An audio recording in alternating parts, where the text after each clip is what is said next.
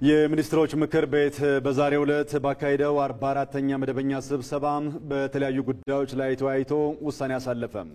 ምክር ቤቱ በቅድሚያ የተወያየው ከጣሊያን ሪፐብሊክ መንግስትና ከዓለም አቀፍ የልማት ማህበር ጋር በተፈረሙ ሁለት የፋይናንስ ድጋፍ ስምምነቶች ላይ ነው። ከጣሊያን ሪፐብሊክ መንግስት የተገኘው የ11 ሚሊዮን 500 ዩሮ ለአካባቢያዊና አረንጓዴ ኢኮኖሚ ልማት የበጀት ድጋፍ ፕሮግራም ማስፈጸሚያ የሚውል ሲሆን የ16 ዓመት የችሮታ ጊዜን ጨምሮ በ30 ዓመት ተከፍሎ የሚጠናቀቅ ነው። ከዓለም አቀፍ የልማት ማህበር የተገኘው 38 ሚሊዮን 100 ኤስዲአር ለመማር ማስተማር ማጎልበቻ የትምህርት ዘርፍ ትራንስፎርሜሽን ፕሮግራም ማስፈጸሚያ የሚውል ሲሆን 0.75% የአገልግሎት ክፍያ የሚከፈልበት ሆኖ 6 ዓመታት የችሮታ ጊዜን ጨምሮ በ38 ዓመታት ተከፍሎ የሚጠናቀቅም ነው። ምክር ቤቱም ብድሮቹ ምንም አይነት ወለድ የማይታሰብባቸውና ከአገራችን የብድር አስተዳደር ፖሊሲ ጋር የሚጣጣም መሆናቸውን በማረጋገጥ ረቂቅ አዋጆቹ ለሕዝብ ተወካዮች ምክር ቤት እንዲተላለፉ በሙሉ ድምጽ ወስኗል። በመቀጠል ምክር ቤቱ የተወያየው በአፍሪካ የፋይናንስ ኮርፖሬሽን መቋቋሚያ ስምምነት ማጽደቂያ ረቂቅ አዋጅ ላይ ነው። ኮርፖሬሽኑ ትኩረቱን በመሰረተ ልማት፣ በተፈጥሮ ሀብትና በኢንዱስትሪ ዘርፍ ልማት ላይ በማድረግ በግል አልሚዎችና ለመንግስት አካላት የፋይናንስና የቴክኒክ ድጋፍ ለመስጠት የተቋቋመ ነው።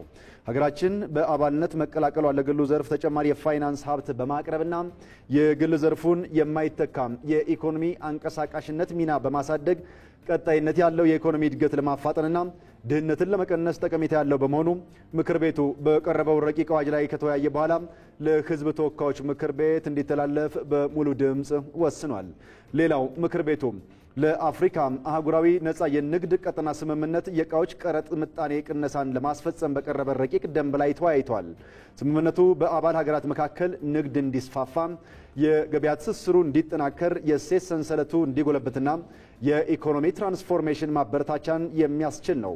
በአባል ሀገሮች መካከል የሚደረጉ ግብይቶች በታሪፍ ምክንያት ሳይደናቀፉ የእቃዎች ፍሰት የተሳለጠ እንዲሆን ከአባል ሀገራት በሚመጡ እቃዎች ላይ የጉምሩክ ታሪፍ ምጣኔን ለይቶ መወሰን አስፈላጊ መሆኑን በመወያየት ምክር ቤቱ ደንቡ በፌዴራል ነጋሪት ጋዜጣ ታትሞ ከወጣበት ቀን ጀምሮ በአንድ ወር ጊዜ ውስጥ ተፈጻሚ እንዲሆን በሙሉ ድምጽ ወስኗል።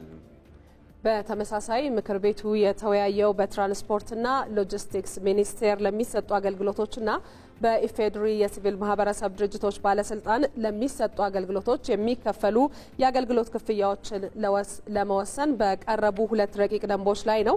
ተቋማቱ አገልግሎት ለመስጠት የሚያወጡትን ወጪ በመሸፈን ገቢያቸውን አሳድገው ጥራት ያለው አገልግሎት በመስጠት የተገልጋዮችን እርካታ ማሳደግ የሚያስችል የደንበኞችን አቅም ባገናዘበ መልኩ የአገልግሎት ክፍያ መወሰን አስፈላጊ ይሆናል። ምክር ቤቱም በረቂቅ ደንቦቹ ላይ በስፋት ከተወያየ በኋላ በነጋሪት ጋዜጣ ታትመው ከወጡበት ዕለት ጀምሮ በስራ ላይ እንዲውሉ በሙሉ ድምጽ ወስኗል። የውጭ ዜጎች የማይንቀሳቀስ ንብረት ባለቤት ወይም ባለይዞታ በሚሆኑበትን አግባብ ለማሳደግ ለመደንገግ የወጣው ረቂቅ አዋጅ ሌላው ምክር ቤቱ የተወያየበት አጀንዳ ነው። የዜጎችን የመሬት ይዞታ የማግኘትና የመጠቀም መብት በማያጣበብ መልኩ ለውጭ ዜጎች ህጋዊ አሰራር መዘርጋቱ የውጭ ካፒታል በሀገራችን ላይ በስራ ላይ እንዲውሉ ለማበረታታት የቤት ልማትና ተደራሽነትን ይበልጥ ለማነቃቃት የመኖሪያ ቤት ፍላጎትና አቅርቦት ሚዛንን ለማስጠበቅና ለዜጎች የስራ ዕድል ለመፍጠር ትልቅ ጠቀሜታ የሚኖራቸው በመሆኑ ምክር ቤቱ በረቂቅ አዋጁ ላይ በስፋት ከተወያየ በኋላ ወደ ህዝብ ተወካዮች ምክር ቤት እንዲተላለፍ በሙሉ ድምጽ ወስኗል። በመጨረሻም ምክር ቤቱ የተወያየው ከኦስትሪያ መንግስት ጋር የተፈረመውን የአየር ትራንስፖርት ስምምነት ለማጽደቅ በቀረበ ረቂቅ አዋጅ ላይ ነው። የስምምነቱ መጽደቅ የሁለቱን ሀገራት የሁለትዮሽ ግንኙነት ይበልጥ የሚያጠናክር ለአየር መንገዳችንም ተጨማሪ የገበያ ዕድል የሚፈጥር ከመሆኑም ባሻገር የሀገራችንን የንግድና ኢንቨስትመንት በማበረታታት የውጭ ንግዱን በመደገፍ ቱሪዝምን በማስፋፋት የስራ ዕድል በመፍጠርና በውጭ ምንዛሬ ግኝት ረገድ ትልቅ ጠቀሜታ ያለው በመሆኑ ምክር ቤቱ በረቂቅ አዋጁ ላይ ከተወያየ በኋላ ህዝብ ተወካዮች ምክር ቤት እንዲተላለፍ በሙሉ ድምጽ ወስኗል።